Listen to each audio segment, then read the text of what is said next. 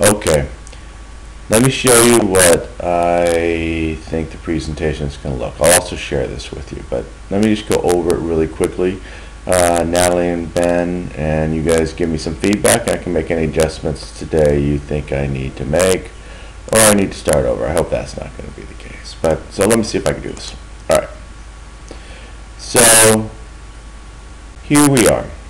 This is the presentation. So let me go through it really quickly. I'll work on my delivery tonight. So I want to start with STEM linked learning for Clark County. Why it's important, why do we need to do it, how the High Tech Council can help, and why I think it's important for the High Tech Council that this work comes forward. And really this is the work, one of the major components of the Southwest Washington STEM Network, and how each one of the organizations in the STEM network are working together. So once upon a time there was a community with leaky pipes, and I know you all have seen this graph, but let me just quickly discuss what this graph tells us about our community and where we are. That in Clark County we have about 6,500 students enter 9th grade. Only 5,000 of them actually graduate. 1,500 of our students do not graduate from high school. And as you can see, when I take the rest of the students involved, we really are about 25%, 25%, 25%. A little higher with students entering directly into the workforce, and a little lower with students enrolling in four-year institutions. But throughout our system, we have 25% of our students drop out, 31% of our students enter directly into the workforce, 27% of our students enroll in two-year colleges, and 19% enroll in four-year institutions. And I would imagine 27% that enroll in two-year schools, many of them are also entering into the workforce. Because as you can see is that we have both whether students are actually being successful in moving through the transitions of higher ed, or whether they are working and going to school at the same time. We really have to address issues throughout this. Now, even when those students enter into these different venues into the world of work or in education, we have 23% of our students that do not complete high school, 75% do not complete two-year programs statewide, and 30% do not complete four-year programs statewide. Now, I don't think our results are any radically different in our region than they are across the state. And so in this, what we do is we have a work pool that is, and many times, ill-prepared to walk into positions such as STEM economy, such as the STEM economy. So why does the STEM economy matter to us? Well, we were ranked, our region was ranked by the Brookings Institute in 2011 as one of the top 100 STEM economies in the nation. And so we do have a significant amount of STEM jobs. And why do STEM jobs matter more than others? Why do educators like myself really think that providing students with the opportunities to enter into the world of work and careers in your industry matters more than others, and that we want to make sure that we give that opportunity to all students, not just college grads and engineers. So some of the information that we've gathered that really says why this is important for education to be at the table. One is that in our region we have 201,000 jobs, 20% of the job share, that are STEM jobs. And of those jobs requiring specialized knowledge, science, computers, engineering, and mathematics are the areas in which require those specialized jobs.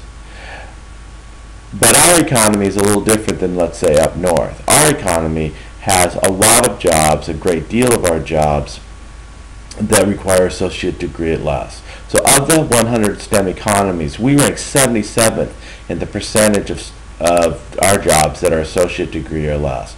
That's 46%, and we're in the top third that require only associate degree. We rank in the bottom quartile we're in the top quartile of jobs that require associate degrees or less. We're in the bottom quartile of jobs that require bachelor's or less. Well, what does that mean about our economy? I believe that being in part of the Silicon Forest is we make stuff. We make a lot of stuff, and we are manufacturers. We're high-tech manufacturers. We make things. And so in this, many of what we start out with is we start out with people who are at that entry-level positions of high school graduates or associate degrees. And that's part of our economy, not other people's economy. Now, why does it matter to us for students upon graduation? Well, as you can see is in our region, STEM jobs average $72,000 a year, while non-STEM jobs average $40,000. When you look at what that does at the jobs requiring an associate degree or less, it's a $20,000 difference between a STEM job and a non-STEM job. The more STEM jobs that we have, the more STEM prepared students we have to walk into STEM-related positions, the better off we're going to be from a tax-based standpoint, from an economic health standpoint, from jobs that create more jobs. All of that creates options for students and families. And from a social justice and equity standpoint, $20,000 a year allows people not only to have a living wage, but they also allows them to participate in the society because they have economic freedom that allows them to actually participate and have a voice in things beyond just the economics. What we also looked at is because we have students that are not prepared for that, and I believe that to be true, that our students aren't ready to walk into positions such as yours, both from high school graduate standpoints, associate degree standpoints, that we still have an unemployment rank that is above of the STEM economies, above the average unemployment rank, and that our median household income is basically in the bottom third of those STEM economies. We can change that if we change the number of students that are actually prepared for STEM jobs, and you will have a well-trained workforce and create efficiency. And patents per thousand, we have 10 out of, we're in the 10 out of 100. So from an intellectual standpoint, from our higher ed standpoint, this is the area that we really can work on. So, why the STEM gap? Why do we think that this is a problem? What does research say we should address? Well, first off, let's just acknowledge that STEM is crucial for innovation in the United States. It's crucial for our health of our economy. It's crucial for every aspect. But businesses are struggling to find qualified STEM employees. And we believe that that can be directly addressed through some of the projects that I'm going to talk around today. That we have, if you look at this, is through the recession and how we can make our STEM economy stronger is through the recession. For overall, there were 3.6 unemployed individuals for one job listing. But in STEM jobs, there was one unemployed individual for 1.9 job listings. It really tells us our unemployment is because our people from graduation aren't prepared to walk into these jobs. It wasn't that there wasn't jobs, it just wasn't jobs that our students were prepared for. Secondly, the expected job growth, as you can see, is high in STEM jobs. It's high in computer careers. It's high in engineering and technician skills. Now, these are national trends, but they apply to our region too. That is not because people aren't educated. That is not the reason why we're having trouble filling them. I believe that they have degrees. It's whether they have degrees in soft skills and other skills that really make them prepared. It's not because companies aren't paying them well. As you can see, is at every level is a STEM-related job puts you in the upper percentage of earning power within your degree attainment category. And so it's not because the salaries aren't strong enough. It's not because that they're not sought after and these skills are not sought after. What I really believe the problem lies and what research will tell you is that we must nurture students with pre-existing personal intellectual interests in STEM, and we must make career-relevant math and science competencies and make that accessible. But to make them career-related, we need your help. To make them a part, make people really understand what it means to use math and science. It's not because math needs to continue to be harder and more complex. Math needs to be able to be understood in the context of the new STEM economy.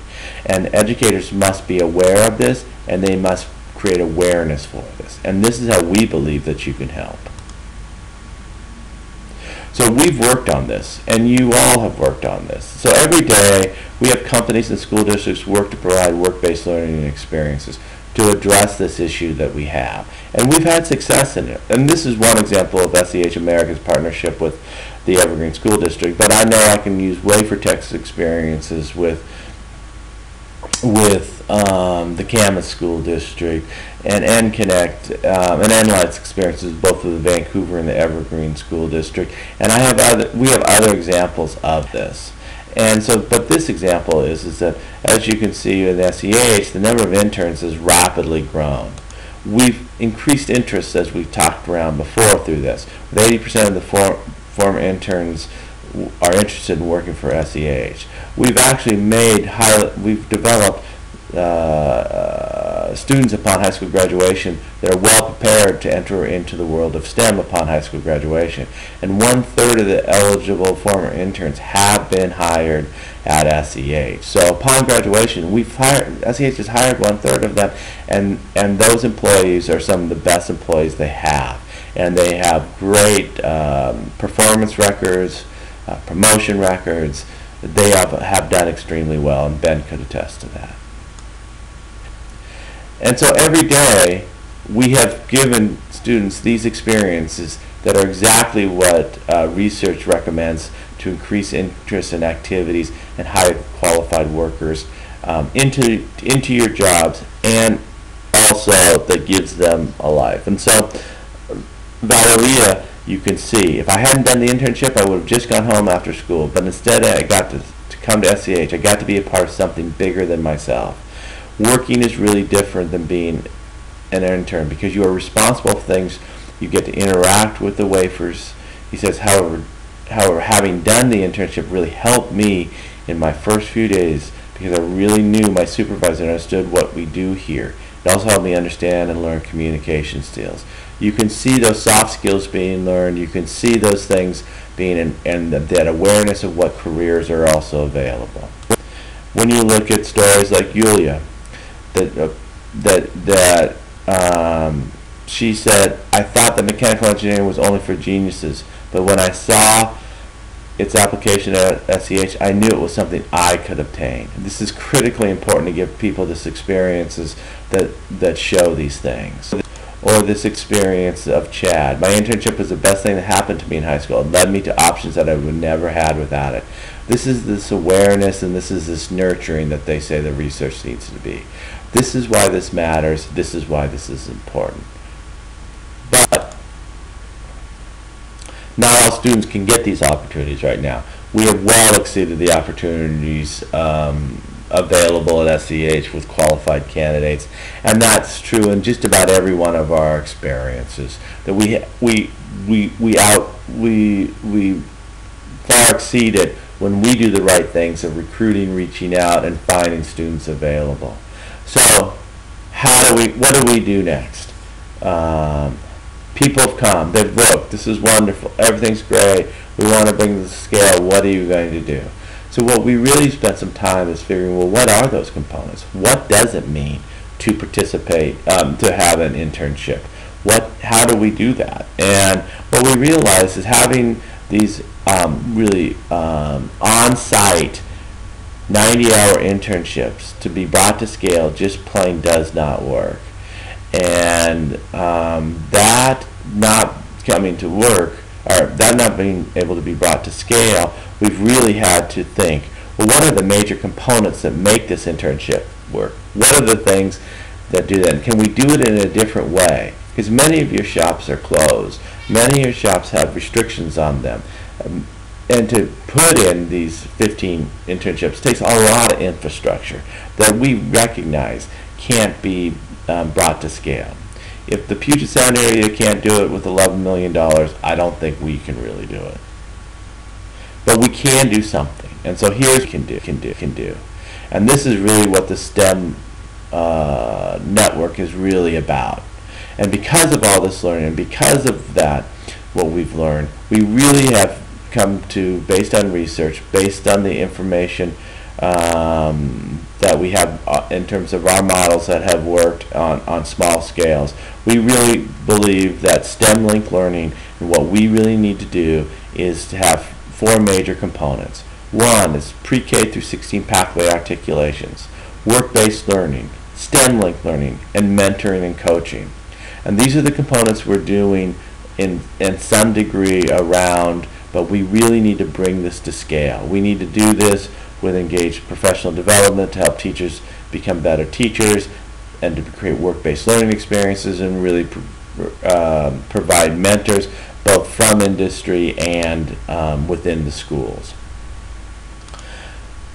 In terms of career and pathways, really the support of Core 24, 3 math and science courses, creating computer science articulation, implementing the Common Core standards, and increasing the number of dual credit courses in collaboration with WSU and Clark College.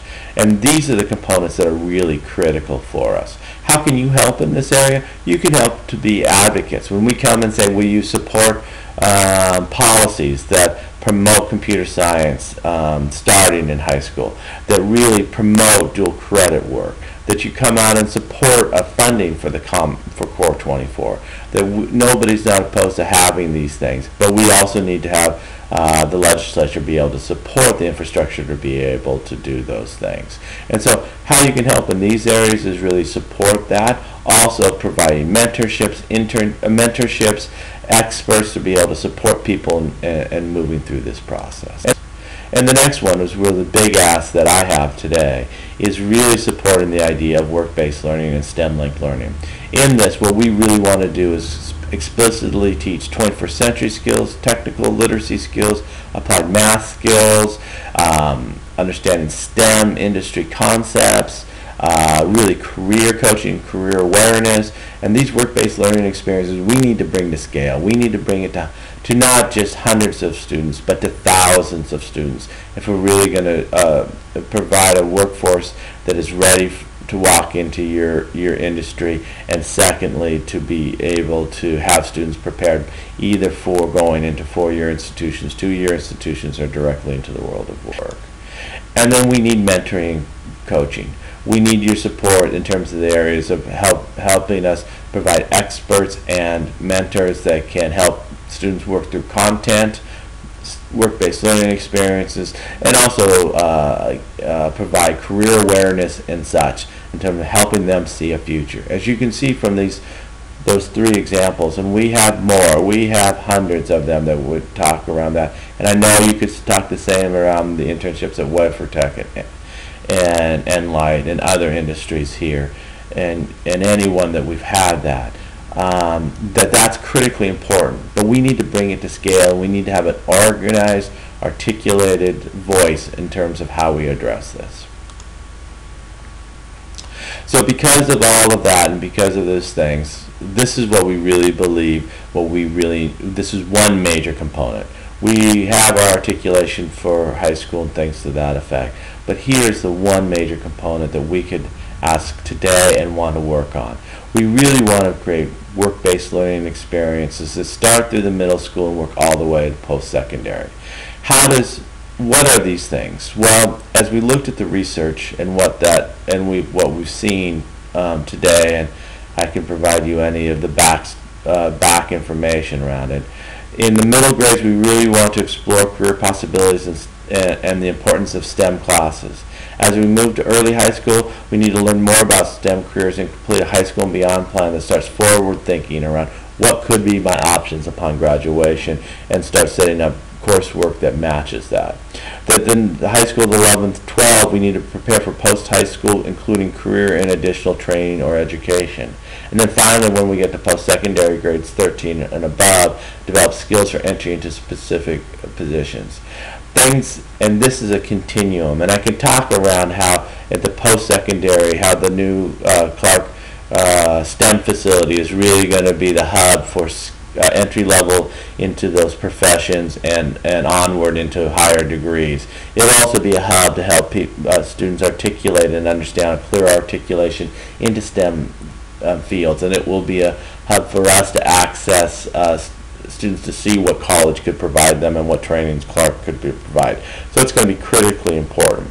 But where my focus is for today is really in the idea of how do you help in the, really particularly in the grades 11 and 12. And how can you help by creating, as you can see here, work-based learning experience and projects and ideas, and provide mentors and experts for be able to do that.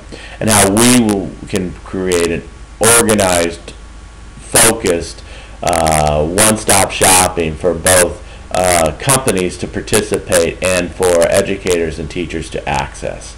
And that we would start building work-based learning experiences that don't have to be on site, that can be done in a virtual way, embedded in coursework or set aside in an after-school project.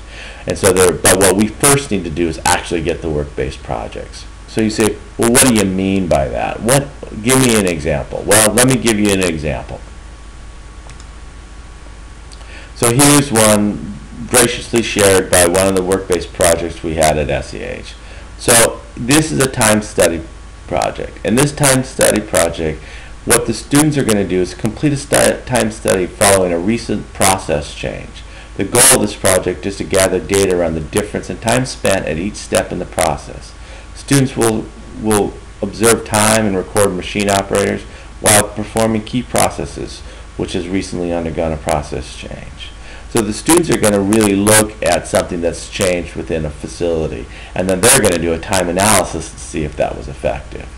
This is something that is not taking the place of work from somebody else, but is something that they can do that helps them understand the orientation of what it is to work in a high-tech manufacturing place. And so what are the work skills they learn? Well, first they learn clean room. They understand and they learn what a clean room is, clean room protocols are. They learn procedures about how to minimize micro-contamination and why micro-contamination avoidance is important. They learn these work skills. They learn safety in a clean room, what it looks like to have safety. They learn some tools that people use within high-tech and manufacturing tools. And this is simple Excel and Word record and Word documents. But they use that in terms of actually how it's applied in the world of work.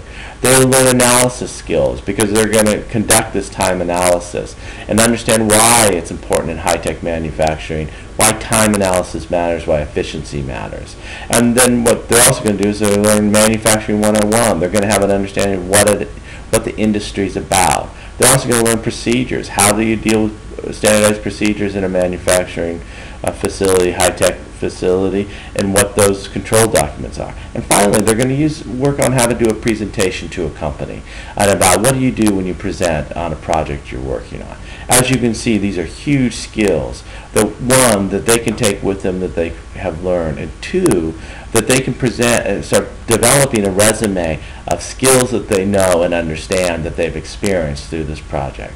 This could be embedded in a class, or it can be embedded in an after-school work-based learning experience. What do we need from you to be able to do these things? What we need from you is the ability to say, yeah, we'll meet with you, Ted, and we'll look at our industry and our company, and we can give you projects such as this. If you give us just 2, maybe 3 projects that are this, and then what skills that they really learn, and be able to spend some time with us really figuring out how this would work. Then, can we create video clips and things like that show what this looks like and give them the opportunity to see what this is? Videos around safety procedures. And I even know that there's some out there that are available. You may even have training videos that you use with your employers to be able to do that. So, in that, we are able to build these types of experiences. So, what we really need first and foremost is that. What else do we need? Well, we need the ability for you to say, yes, we also can provide, I'm going to go back to this one, we can say, yes, we'll be able to work with our employees and work with our folks and create space so they can do these things as being guests and career fair speakers. They can be experts that when students are working on these work-based projects, that they can be able to respond to student questions. They'll be able to set maybe time aside to have a video conference with a class using something like Google Hangouts to be able to talk to the class around the project that they're working on. That to be able to do that, that you're being able to commit to, anybody who's interested to be able to do those things. What we commit to is we commit to in this year to create the infrastructure and the depositories for both the projects and an organizational structure that will allow these experts to say, yes, they commit to this one place, and then we manage the experts. We manage where those experts might go within the region. We need to, in all likelihood, and go out for an RFP and to ask people, hey, what would this, give us some project ideas of how you would manage it. We may have some companies and organizations within our community that actually could and are prepared to be able to do that. Those are those dialogues we haven't started. What we need is that commitment from you that you will be willing to give us and meet with us and give access to these projects, work with us in terms of video taping, ideas, helping us with maybe even public domain training facilities around simple things as safety procedures, clean room procedures, things to that effect that students can access to. And what we commit to is on a quarterly basis coming back to you, telling you the status of where we're at, showing you the projects that we're starting to develop, getting your input on that. The other thing that we want to commit to do and providing is soft skill training. That even though we can have this career exploration and we can do that, we really also know that one of the critical aspects of high quality internships is soft skills training. And during this year, we're going to develop soft skill curriculum, soft skill training that students can access throughout our region, either virtually or in person. And what we need help from you and from this organization too is the ability for us to present to you what we're thinking around that soft skill training, work with Clark College to be able to articulate that to Clark.